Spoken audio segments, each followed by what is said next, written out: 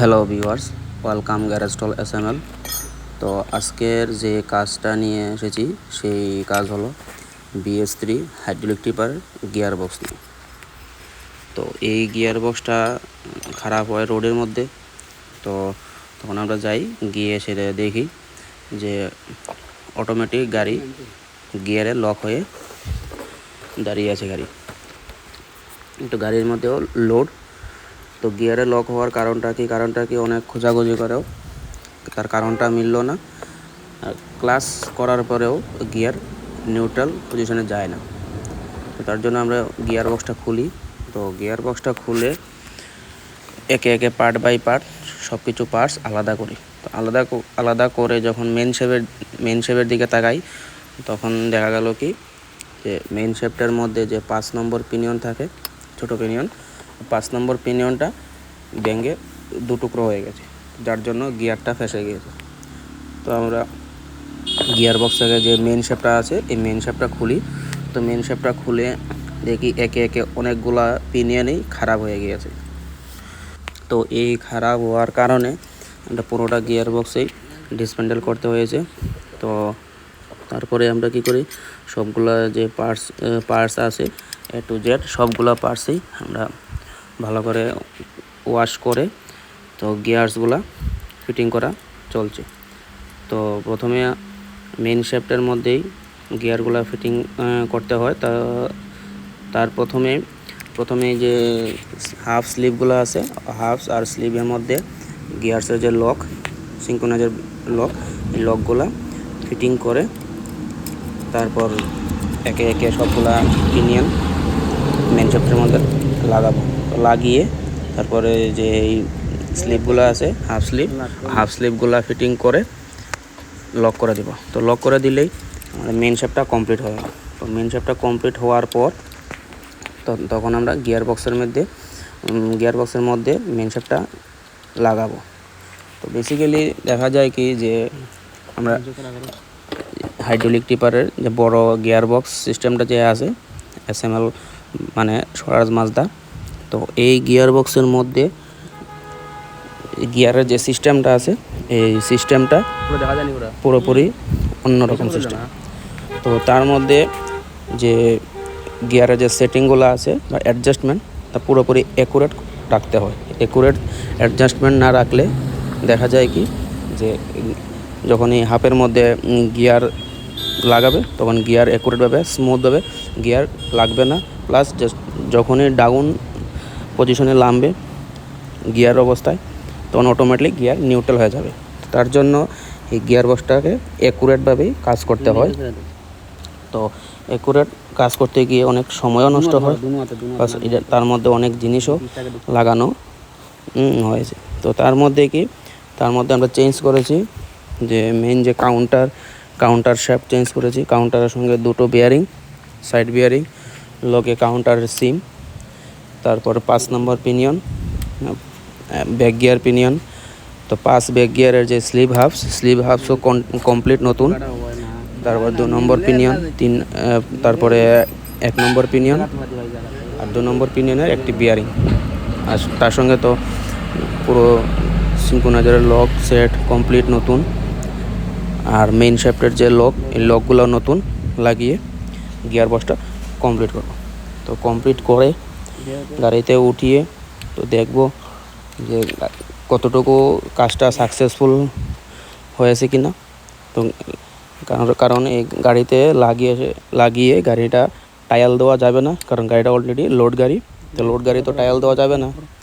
তো লোড গাড়ি যখনই চালিয়ে যাওয়ার পরে তো ড্রাইভারের যে ফিডব্যাকটা আছে ওই ফিডব্যাকটাই আমাদের মাস্ট প্রয়োজন। আর হচ্ছে কি এখন যে মেন শ্যাফটার মধ্যে যে গিয়ার্সগুলো আছে কমপ্লিট 1 থেকে 5 অবধি কমপ্লিট গিয়ারগুলা ফিটিং করে তো লক করা চলছে। আর এই লকগুলো মেন শ্যাফটের যে এই লকগুলো হেভি হার্ড। তো লকগুলো লাগিয়ে মেন শ্যাফটার পুরোপুরি রেডি করতে হবে। তো এখনও লক লাগানি কমপ্লিট পুরোপুরি হয়নি। তো লকগুলো লাগিয়ে আর এই দিন দেখা যাচ্ছে যে 5 নম্বর পিনিয়ন, এই পিনিয়নটার কারণেই গিয়ার বক্সটা খোলা। এই পিনিয়নটা ভেঙে দু টুকরো হয়ে গিয়েছিল, তো যার কারণে গিয়ার বক্স পুরোপুরি জাম হয়ে যায়। তো এই জামের কারণে গিয়ার বক্সটা লামানো হয়।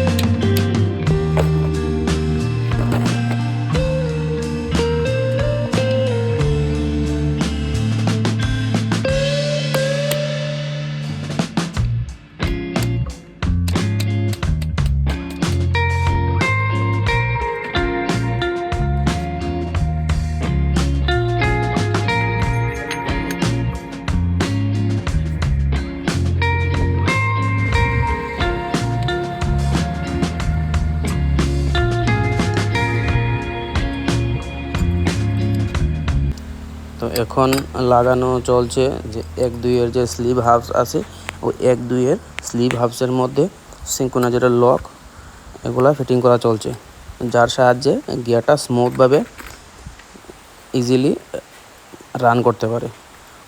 সেই লকগুলোই লাগানো চলছে এখন। তো এই লকগুলো লাগিয়ে দুই সাইডে 2টা ব্রাশ দিয়ে দিলে বাস কমপ্লিট। কারণ এটা আমরা চেঞ্জ করিনি, কারণ এই 1 নম্বরের যে স্লিভ হাফ দুটোই পুরোপুরি ভালো কন্ডিশনে আছে, কোনো গিয়ার টিয়ার স্লিপ নেই, স্লিভ হাফগুলা চেঞ্জ করিনি। শুধু আমরা চেঞ্জ করেছি 1 নম্বর পিনিয়ন আর 2 নম্বর পিনিয়ন, এই দুটো পিনিয়নই এক্সট্রা চেঞ্জ করতে হয়েছে।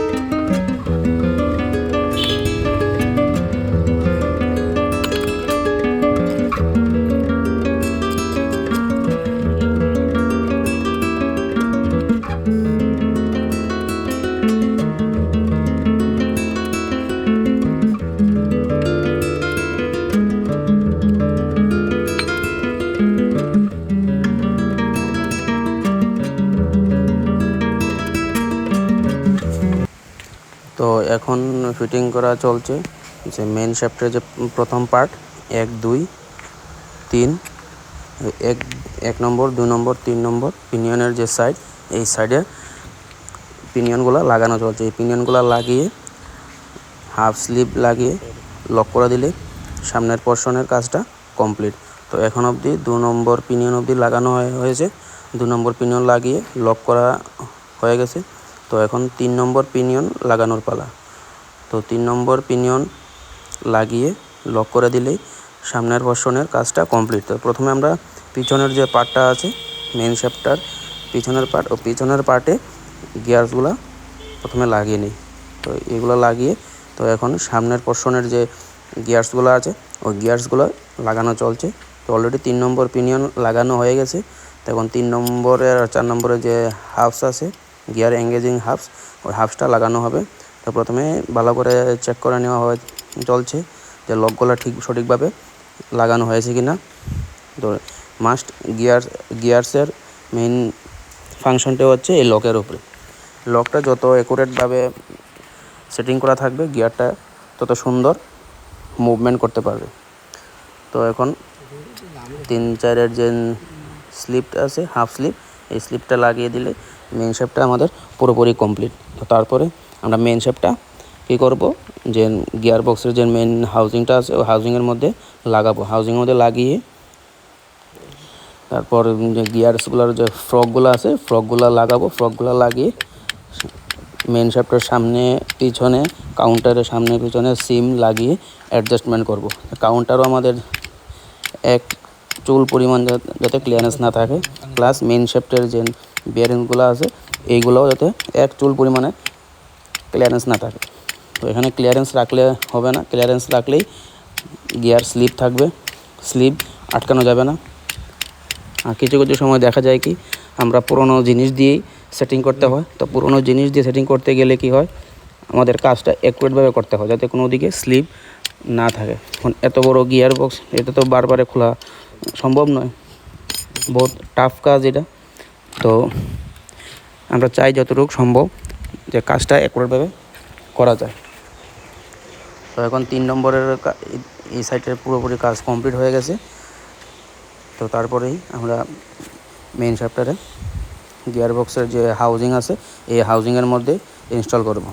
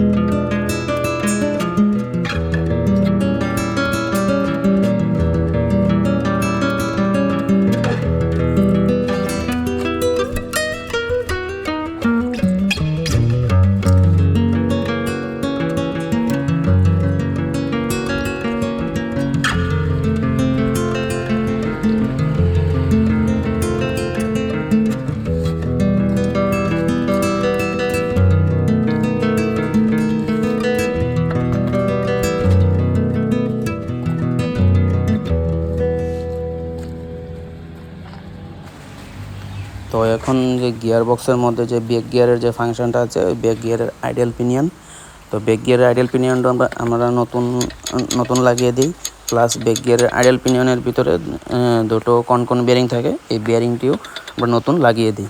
আর শাফট, যে ব্রেক গিয়ারের যে শাফটটা আছে, এই শাফটটা পুরনো মানে কি, এটা পুরোপুরি ফ্রেশ, কোনো স্ক্র্যাচ ট্যাচ কিছুই লাগেনি, পুরোপুরি ফ্রেশ কন্ডিশনে আছে। তো আমরা ব্রেক গিয়ারের পিনিয়নটা লাগিয়ে, তো এখন মেন শ্যাফটের মধ্যে যে আমরা গিয়ারসগুলো ফিটিং করেছি, এই মেন শ্যাফটটা গিয়ার বক্সের হাউজিংয়ের মধ্যে লাগানো চলছে। তো গিয়ার বক্সের হাউজিংয়ের মধ্যে লাগিয়ে প্রথমে আমরা লাগাবো কি, সামনের দিক থেকে 4 নম্বর মানে টপ গিয়ার, যাকে আমরা টপ গিয়ার বলি।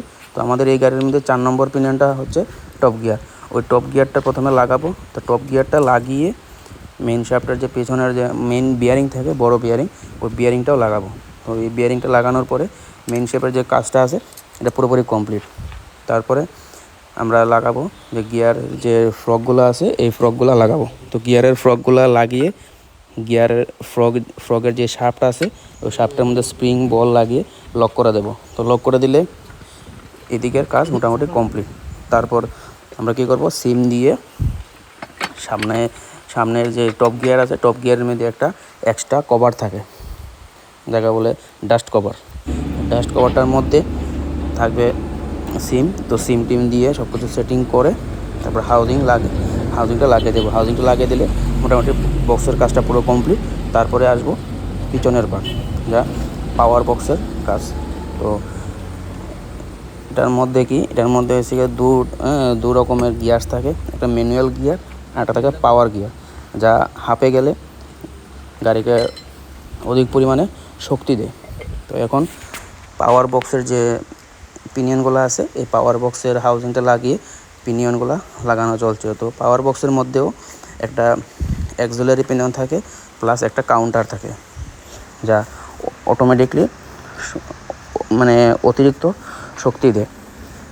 তো এই পাওয়ার বক্সটা লাগিয়ে দিলেই পুরো পাওয়ার বক্সের যে পিনিয়নগুলো আছে, পিনিয়নগুলো লাগিয়ে দিয়ে উপরের যে কভারটা আছে, কভারটা বসিয়ে বসিয়ে দিলেই কাজটা পুরোপুরি কমপ্লিট। তারপর গাড়ির মধ্যে আমরা গিয়ার বক্সটাকে উঠিয়ে সবগুলো নাট বোল্ট সবগুলো টাইট দিয়ে তারপর গাড়িটা চেক করে দেখব কাজটা কতটুকু কমপ্লিট হয়েছে কিনা। তো দেখো তোমরা, ভিডিওটি যদি ভালো লাগে থাকে, যদি হেল্পফুল হয়, তো লাইক, কমেন্ট, শেয়ার আর অবশ্যই সাবস্ক্রাইব করতে ভুলবে না। আর ধন্যবাদ।